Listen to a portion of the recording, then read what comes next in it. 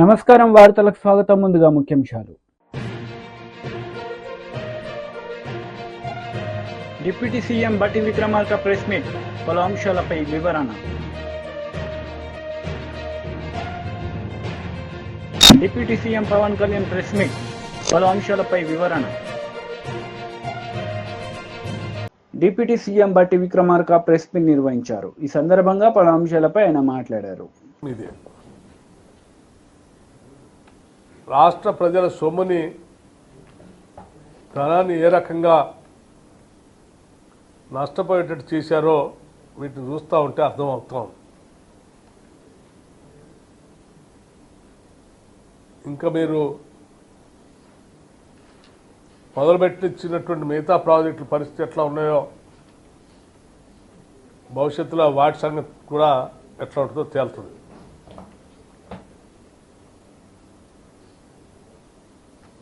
ఇంకా చాలా గొప్పగా ఒళ్ళు గగురు పొడిచే వీడియో కోసం క్యూఆర్ కోడ్ స్కాన్ చేయండి.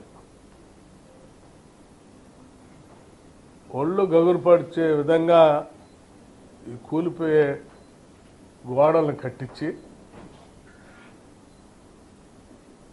దాన్ని ఇంకా మళ్ళీ గొప్పగా మార్కెటింగ్ చేస్తూ కూలిపోయేదాన్ని ఎవరి మీదనో బురద జరగటం కోసం ప్రయత్నం చేస్తూ ఉన్నారు. శాంక్షన్ చేసింది 2021 నాడు, మొదలుపెట్టింది 2022 నాడు, సైడ్ వాల్స్ కంప్లీట్ చేసింది 2023 జూలై 23కి. పీరియడ్ మొత్తం మీదేనే. దయచేసి ఇంకా నేను ఉన్నది లేనట్టు, లేనిది ఉన్నట్టు భ్రమలు సృష్టించి మీ తప్పిదాలని, మీరు చేసిన పాపాలను ఎవరి మీదనో రుద్ది దానికి ఇంకెవరినో వేరే రకమైనటువంటి వ్యక్తులుగా చిత్రీకరించడానికి మీరు చేసే ప్రయత్నం ఈ డేట్స్తో సహా నేను చెప్పాను. వీటి ద్వారా పూర్తిగా అవగతం అవుతూ ఉంది. ఇది రెండో అంశం. ఈ సుంకిశాల పైన ఇటువంటి నిర్ణయాలు, పనులు చేయటమే కాకుండా ఏదో పత్రిక చేతిలో ఉందని, సోషల్ మీడియా చేతిలో ఉందని, ఓ టీవీ ఛానల్ చేతిలో ఉందని ఆనాడు సంపాదించిన అక్రమ డబ్బంతా పెట్టి వీటన్నిటిని పెంచి పోషిస్తూ ఇటువంటి తప్పుడు కథనాలు రాసి ఇంకా ప్రజల్ని మభ్యపెట్టడం కోసం ప్రయత్నం చేస్తే,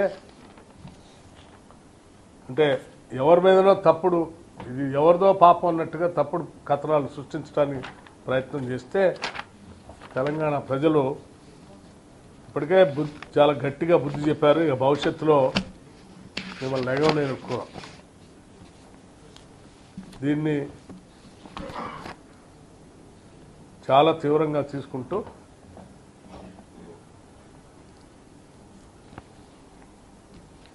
మీ తప్పుడు ప్రచారాలని చాలా తీవ్రంగా కూడా ఖండిస్తాం.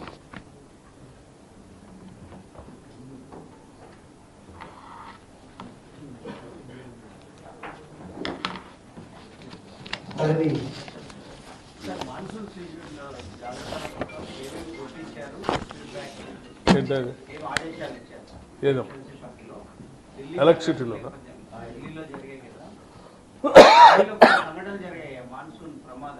ఎలక్ట్రిసిటీకి సంబంధించా, under ground water సంబంధించా,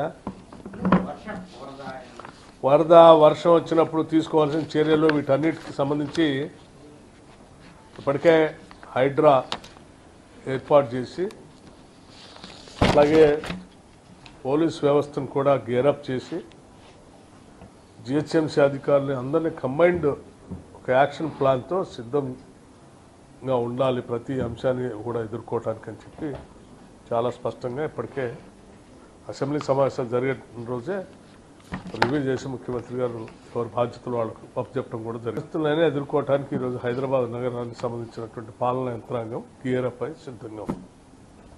including electricity డిపార్ట్మెంట్తో సహా. Thank you.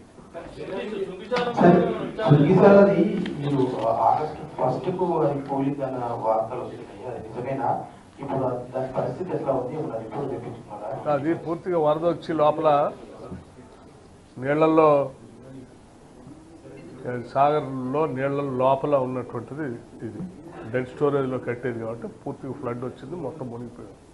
ఏం కనపడదు కూడా. ఎట్లా ఉంది అంటే చెప్తాను, నీళ్ళు తగ్గిన తర్వాత కానీ చూసి అది ఎలా ఉంది, ఏం చేయాలనేది చర్యలు తీసుకుంటాం.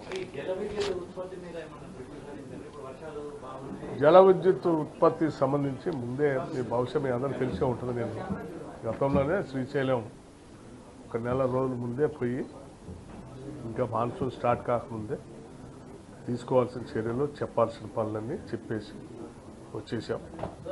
అయితే దీర్ఘకాలికంగా కొన్ని సంవత్సరాలుగా పెండింగ్ పెట్టేసి ఉంచినటువంటి కొన్ని కార్యకలాపాలు నెలల్లో పూర్తి చేసే కానీ కాకుండా మిగతా అన్ని కంప్లీట్ చేయాలని చెప్పేసి తప్పనిసరిగా అండి. అన్నిటి మీద దీని మీద తేలుస్తాం కదా. అధికారులు ఆల్రెడీ ఇప్పటికే అడిగాం. ఆ సంబంధించిన శాఖనే పూర్తి వివరాలని గవర్నమెంట్ సబ్మిట్ చేయమని చేస్తాం.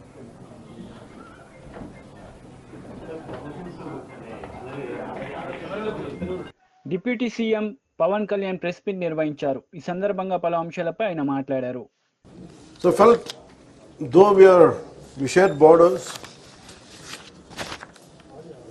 our meeting started with Kuvempu's a short words from Kuvempu, the poet Kuvempu, Kavi Sampada, Kuppali Venkatappa Puttappa. And as I said earlier, more than a minister, more than a deputy chief minister, I'm a conservationist at heart. So the moment I was preparing for this meeting, so my office gave me about a small poetic verse from Kuppali Venkatappa Puttappa, and it really invoked a great feeling in me. I thought I would like to start with that. And I have great respect for Kannada language, and I feel sad to speak in English. Somewhere far away, England, we are able to, and sad part is we are able to communicate in English. And in a way it is good part, but the issue is sharing borders. I wish I could have learned Kannada to speak from my heart. But what my heart says is, I would like to recite the poetic words of Kuppali Venkatappa Puttappa. Aranyakke Hadu, it is a song for the forest. Aranyakke Hadu Hadu Munna, Nanu Nanna Manada Munde Nilyuttane, Aranyada Arisina Arulagalinda, Nannu Manada Arivina Arulagalu, Teriyuttave. And to make it a little simple translation in English, before singing a song for the forest, I stand before my own mind. The forest's gentle breeze opens up the petals of my mind's awareness. When I read this, I wish I could have learnt Kannada. I wish I could have spoken in Kannada. And I felt this is, actually I was telling my colleague today, this meeting triggered me to learn Kannada, to speak in Kannada. And that's a respect I want to show in coming years, learning the Kannada language and communicating, and in that way more than MOUs. Of course, MOUs are essential.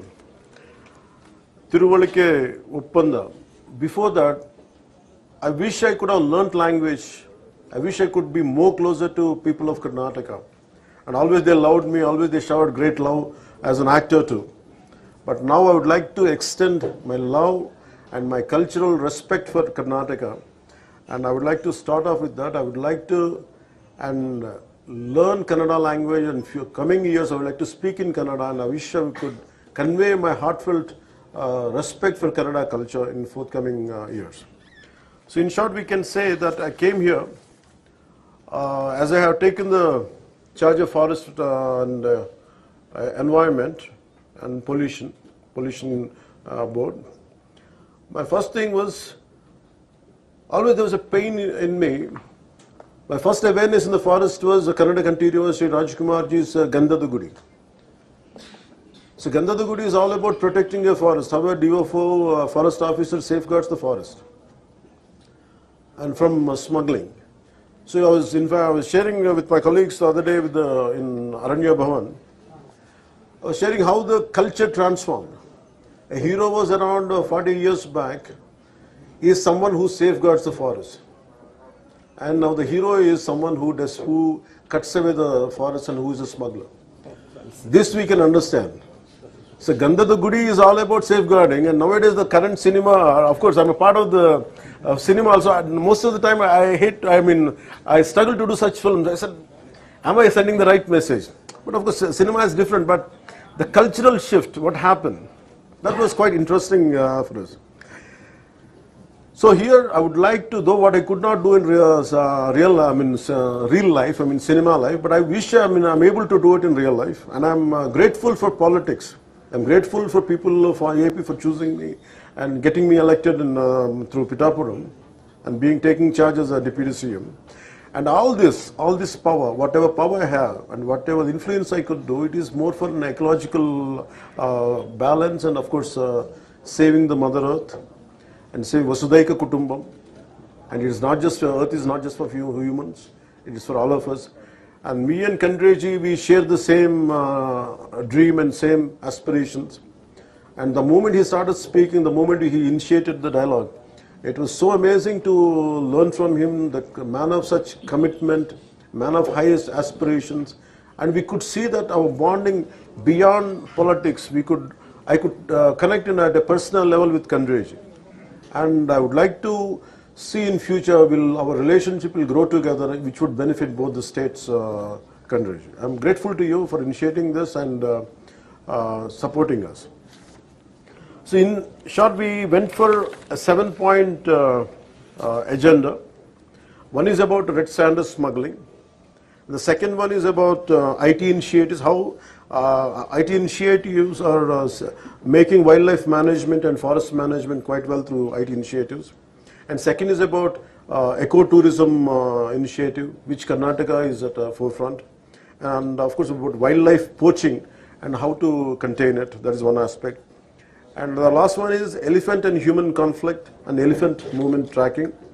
And BRS leader media సమావేశం నిర్వహించారు. ఈ సందర్భంగా పలు అంశాలపై ఆయన మాట్లాడారు. 5-10 కోట్లు కూడా కావు, కానీ 8 నెలల నుండి చిల్లి గవ్వ కూడా వాళ్ళకి చెల్లించడం లేదు. ఈరోజు ప్రాథమిక పాఠశాలల్లో ఉన్నటువంటి విద్యార్థులకు మధ్యాహ్న భోజనం మీద ఖర్చు పెట్టేది 5 రూపాయలు, హై స్కూల్లో పిల్లలకు ఖర్చు పెట్టేది 7 రూపాయలు. ఈ 5 రూపాయలతోని 7 రూపాయలతోని వాళ్ళు అన్ని సరుకులు కొని వాళ్ళు భోజనం వండి ప్రతిరోజు ఒక లీవ్ కూడా తీసుకోకుండా వాళ్ళు ప్రతిరోజు అక్కడ వంటలు వండి పిల్లలకు భోజనం పెట్టాలి. కానీ చివరికి ఏమవుతుందంటే వాళ్ళ ఇంటికి పోయి వాళ్ళు కడుపులు మార్చుకోవాలి. ఇది వాస్తవ పరిస్థితి. ప్రభుత్వం చెల్లించేది ఒక కోడిగుడ్డుకు 5 రూపాయలు, కానీ వాస్తవానికి ఈరోజు కిరాణం పోతే ఎక్కడన్నా 5 రూపాయలకు వస్తున్నాయి కోడిగుడ్లు. మినిమం హోల్సేల్ ధరనే ఈరోజు 6 రూపాయలు ఉన్నది, రిటైల్ ధర 6.5-7 రూపాయలు ఉన్నది. అటువంటి దగ్గర 5 రూపాయలు చెల్లించుకుంటూ ఈరోజు వాళ్ళ కనీస జీతం కూడా చెల్లించకపోతే వాళ్ళు ఎట్లా బతకాలి? వాళ్ళ పిల్లలు ఎట్లా బతకాలి? వాళ్ళ పిల్లలు పాఠశాలకు పోతుంటే పుస్తకాలు ఎట్లా కొనియాలి? వీళ్ళు కనీస సోయి ఉండాలి.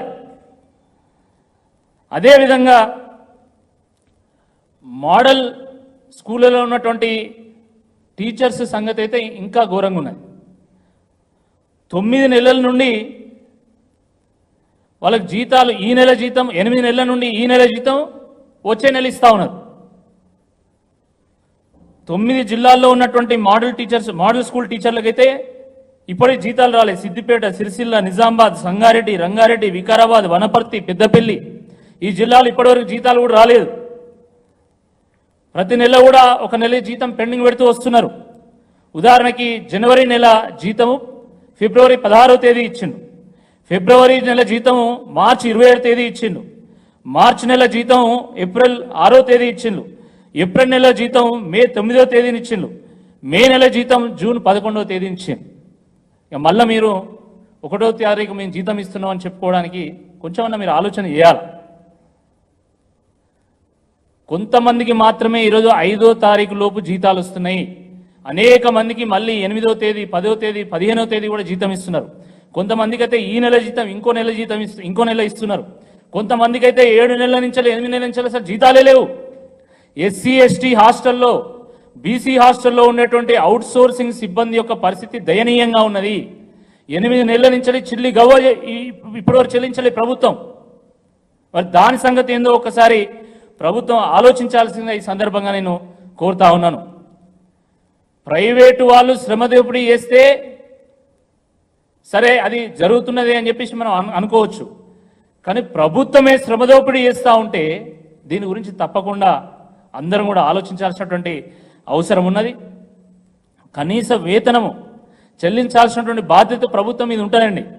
కానీ మధ్యాహ్నం భోజనం వండించుకొని 100 మంది విద్యార్థులకు 3,000 రూపాయలు చెల్లిస్తూ ఈరోజు కనీస వేతన చట్టాన్ని కూడా ఈరోజు విస్మరించి తుంగలో దొక్కినటువంటి ప్రభుత్వం మరి ఈ ప్రభుత్వం కాదా అని చెప్పి ఈ సందర్భంగా మేము అడుగుతా ఉన్నాము. మరి అదేవిధంగా జూనియర్ కళాశాలల్లో ఉన్నటువంటి 1654 మంది అధ్యాపకులు వాళ్ళు మా నెల జీతము 28,000 నుండి 42,000కు పెంచాలని చెప్పేసి వాళ్ళు ధర్నాలు చేస్తూ ఉన్నారు. డిగ్రీ కళాశాలల్లో ఉన్నటువంటి 527 మంది అధ్యాపకులు వాళ్ళు కూడా మా జీతాలు 28,000 నుంచి 50,000కు పెంచాలని చెప్పేసి వాళ్ళు డిమాండ్ చేస్తూ వాళ్ళు ధర్నాలు చేస్తూ ఉన్నారు. ఆశా వర్కర్ల సంగతి మనకు తెలిసిందే. గతంలో వాళ్ళకు 1వ తారీఖు 2వ తారీఖు జీతాలు వచ్చేటి. కానీ ఈరోజు ఆశా వర్కర్లకు 20వ తేదీ జీతం వస్తున్నది. 20వ తేదీ మాకు జీతం సరైనటువంటి సమయంలో చెల్లించాలి. అదేవిధంగా మరి కాంగ్రెస్ ప్రభుత్వం ఇచ్చినటువంటి హామీ నెల జీతం 18,000కు పెంచాలనేటువంటి హామీ ఏదైతుందో దాన్ని కూడా నెరవేర్చాలని చెప్పేసి ఇటీవలనే వాళ్ళు కోటిలో కమిషనర్ కార్యాలయం ముందు వాళ్ళు ధర్నా చేయడం కూడా జరిగింది. తర్వాత కమిషనర్ గారు వచ్చి స్వయంగా వారే వచ్చి మేము 18,000 రూపాయల మీ వేతనం హామీని మేము నెరవేరుస్తామని చెప్పేసి వాళ్ళు మాట ఇచ్చిన తర్వాత మాత్రమే మరి వాళ్ళు ఆ సమ్మెను విరమించాలనే వాస్తవాన్ని కూడా గ్రహించాల్సిందే ఈ సందర్భంగా నేను గుర్తు చేస్తా ఉన్నాను. ప్రభుత్వం ఆలోచించాల. ముఖ్యంగా చిరు ఉద్యోగులంటే వాళ్ళకు ఎందుకు ఇంత చిన్న చూపు ఒకసారి ఆలోచించుకోవాలి. గ్రామ పంచాయతీ సిబ్బంది, ఎస్సీ ఎస్టీ హాస్టల్లో ఉన్నటువంటి అవుట్ సోర్సింగ్ సిబ్బంది, మధ్యాహ్న భోజన పథకం సిబ్బంది లేదా ఆశా వర్కర్లు వీళ్ళు చిరు ఉద్యోగులండి. 5,000, 10,000. వైసీపీ లీడర్ మీడియా సమావేశం నిర్వహించారు. ఈ సందర్భంగా పలు అంశాలపై ఆయన మాట్లాడారు. అనే వ్యక్తి, పవన్ కళ్యాణ్ అనే వ్యక్తులు ఏమైపోయారు, ఎందుకు మోగబోయారు, ఎందుకు మాట్లాడలేదు? వైద్య విద్యను ప్రైవేటీకరణ చేస్తేనే మీరు జగన్మోహన్ రెడ్డి గారి మీద విషం కక్కారే, ఇప్పుడు ఎందుకు పూర్తిగా అప్పళంగా తీసుకొని వెళ్ళి ప్రైవేటుకు దారాదత్తం చేస్తూ ఉంటే మీరు క్యాబినెట్లో ఏం చేశారు తెలియపరచాలని చెప్పేసి అడుగుతా ఉన్నా. అంటే ఎన్నికలకు ముందు మీరు జగన్ గారి మీద బురగ చల్లటం తప్ప, విషపరాతాలు రాయించడం తప్ప మీ ఆలోచన ఏమీ లేదు. దొంగలుగా మిగిలిపోవాలని తప్ప ఎందుకు మాట్లాడలేకపోయారని కూడా అడుగుతా ఉన్నా. ఒక అడుగు ముందుకేస్తే మీరు చాలా అన్నారు, మేము అధికారంలోకి వస్తే ఈ జీవోలన్నీ క్యాన్సిల్ చేస్తాం, ఈ జీవోలన్నీ రద్దు చేసి మరలా పేద ప్రజలకు అందిస్తాను ఆ సీట్లని చెప్పారు. ఎందుకు రద్దు చేయలేకపోయారు? ఎందుకు ప్రైవేటీకరణకు మద్దతు పలికి రేపు చర్య తీసుకుంటారో సమాధానం చెప్పాలని లోకేష్ని, పవన్ కళ్యాణ్ కూడా అడుగుతా ఉన్నా. మేమేమి అప్పడంగా సీట్లు అమ్ముకొని లబ్ధి పొందరా? ఏనాడు స్వతంత్రం రానప్పటి నుంచి 2019 దాకా ఆంధ్రప్రదేశ్లో 12 ప్రభుత్వ మెడికల్ కాలేజీలు ఉన్నాయి. మేము వచ్చినాక, మా నాయకుడు వచ్చినాక 17 మెడికల్ కాలేజీలు పెడితే ఈ చంద్రబాబు నాయుడు గారు ముఖ్యమంత్రిగా వెలుగొందిన టైంలో ఒక్క మెడికల్ కాలేజ్ తీసుకురాలేకపోయారు. ఎందుకు తేలేకపోయారు? ఆయన ఆలోచన ఏంటి?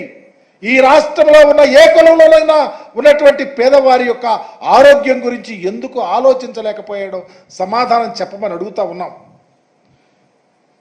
14 ఏళ్ళు ముఖ్యమంత్రిగా ఉన్నారు మీరు. ఎప్పుడైనా ఈ ఆలోచన ఎందుకు రాలేదని అడుగుతా ఉన్నాం. జగన్మోహన్ రెడ్డి గారికి వచ్చింది కాబట్టే పేదలు, ఏ కులంలో ఉన్న పేదలైనా వారు ఆరోగ్యంగా ఉండాలనే ఆలోచనతో, ఒక గొప్ప విజన్తో ప్రతి జిల్లాలో, ప్రతి పార్లమెంట్లోనూ ఒక మెడికల్ కాలేజ్ పెట్టాలని, అవి కూడా గ్రౌండ్ లెవెల్లో ఉన్నటువంటి పిహెచ్సిలకు, సిహెచ్సిలకు అనుసంధానంగా ఉండి ఎవరికైనా పేదవాడికి అనారోగ్యం వస్తే. కాంగ్రెస్ నేతలు మీడియా సమావేశం నిర్వహించారు. ఈ సందర్భంగా పలు అంశాలపై వారు మాట్లాడారు. తెలంగాణ ఆస్తులు ఏమన్నా పంచిపెడుతున్నాం అనుకుంటారా ఏంది అమెరికాలో పోయి మేము? ఈవెన్ కేటీఆర్ గారి బామ్మర్ది కానీ, కవిత గారి భర్త గారు కానీ ఎవరన్నా కానీ తెలంగాణలో పెట్టుబడులు పెడతామంటే మేము కూడా ఆహ్వానిస్తున్నాం. ఎందుకంటే తెలంగాణలో పెట్టుబడి పెట్టాలన్న ఆలోచన వచ్చే ఏ వ్యక్తి అయినా, ఏ పార్టీ వాడైనా మేము ముందుకు ఆహ్వానిస్తున్నాం. ఒక గంజా వ్యాపారం, డ్రగ్స్ వ్యాపారం, చీప్ లిక్కర్, ఇల్లీగల్ మద్యం వ్యాపారం తప్ప అన్ని వ్యాపారాలకు అనుమతులు ఉంటాయి. ఎందుకంటే ఉద్యోగాలు క్రియేట్ చేయడం, తెలంగాణ సంపదను పెంచడమే మా లక్ష్యం. అది ఎవరు పెట్టుబడులు పెడుతున్నారు అనేది ముఖ్యం కాదు. దారదత్తంగా ఎక్కడ కూడా ఫ్రీగా భూములు ఇస్తలేం. స్వచ్ఛ బయో అనే కంపెనీ 1000 కోట్లతో పెట్టుబడితో తెలంగాణకు వస్తాము, 500 మందికి ఉద్యోగాలు వస్తాయి, దీంతో మంచి జరుగుద్ది అంటే ఆ కంపెనీకి అవకాశం ఇచ్చారు తప్ప ఆ కంపెనీకి చర్చ జరిగింది. ఆ కంపెనీకి ఇంకా భూమి అలాట్ చేయలే. ఆ కంపెనీ పెట్టుబడులు పెడతా అంటే ఫార్మల్ మీటింగ్ జరిగిన దాన్ని కూడా ఇక వాళ్ళ దగ్గర కొంతమంది ఉంటారు 24 గంటలు భజన బ్యాచ్, నెల తప్పితే జీతం రాదు, ఏదైనా సోషల్ మీడియాలో పోస్టులు పెట్టకపోతే బతుకు తెరవదు. ఎట్లా సోషల్ మీడియాలో పోస్టులు పెట్టాలన్నా, ఎక్కడ ఫోటోలు దొరుకుతాయా, దేన్నన్నా పట్టుకుందామా, ఈ ఆలోచన తప్ప తెలంగాణ ప్రజలకు ఏం పరిస్థితులు ఉన్నాయి, గత 10 ఏళ్లలో మన దరిద్ర పాలన ఏం జరిగింది, మరి ఏంది మనం చేస్తే బాగుంటుందని ఒక ఆలోచన కూడా లేదు. ఈరోజు రేవంత్ రెడ్డి గారి పర్యటనల ముఖ్యంగా మీ అందరు రోజు పేపర్లలో చూస్తున్నారు. దగ్గర ఫస్ట్ కాగ్నిజెంట్ సిఇఓ గారితో రేవంత్ రెడ్డి గారు భేటీ అయ్యి, కాగ్నిజెంట్ సిఇఓ గారు 10 లక్షల చదరపు అడుగులలో అక్కడ ఒక సెంటర్ని ఓపెన్ చేసి 15,000 మంది ఉద్యోగాలకు అవకాశం, అది కూడా ఎంత తొందర అంటే ఈ నెల 14వ తారీఖు నాడే ఈ కాగ్నిజెంట్ విస్తరణ కార్యక్రమంలో రేవంత్ రెడ్డి గారు వచ్చిన తర్వాత స్వయంగా పాల్గొననున్నారు. అంటే ఇమీడియట్ మెటీరియలైజేషన్. కాగ్నిజెంట్ అనే కంపెనీ 14వ తారీఖు నాడే హైదరాబాద్లో విస్తరణ కార్యక్రమాన్ని చేపడుతుంది. అదొకటి. వీహబ్ వాల్స్ కర్రా హోల్డింగ్స్ వాళ్ళు ఇప్పుడు ఇనీషియల్గా రానున్న 5 ఏళ్ళు మన దగ్గర ఇన్వెస్ట్ చేస్తామంటారు. ఇనీషియల్గా $5 మిలియన్ తోటి వాళ్ళు ఇక్కడికి వచ్చి స్టార్టప్ కంపెనీలను ప్రోత్సహించే విధంగా 1000 కోట్ల దాకా పెట్టుబడులను పెంచే విధంగా ఒక ఉపాయంతో రావాలన్న ఆలోచనతో వాళ్ళతో చర్చలు జరిగాయి.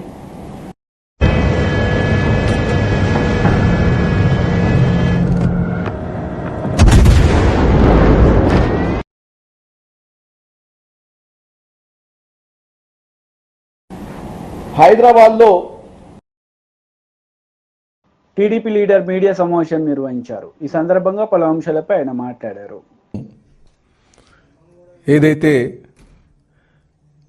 మంగళగిరి తెలుగుదేశం పార్టీ కేంద్ర కార్యాలయంలో టీడీపీ జాతీయ అధ్యక్షులు ముఖ్యమంత్రి గారైనటువంటి చంద్రబాబు నాయుడు గారి అధ్యక్షతన జరిగినటువంటి పోలిట్ బ్యూరో మీటింగ్లో చర్చించినటువంటి అంశాలపైన మేము మీ అందరికీ వివరిద్దామని చెప్పే ఉద్దేశంతో ఈ ప్రెస్ మీట్ పెట్టడం జరిగిందండి.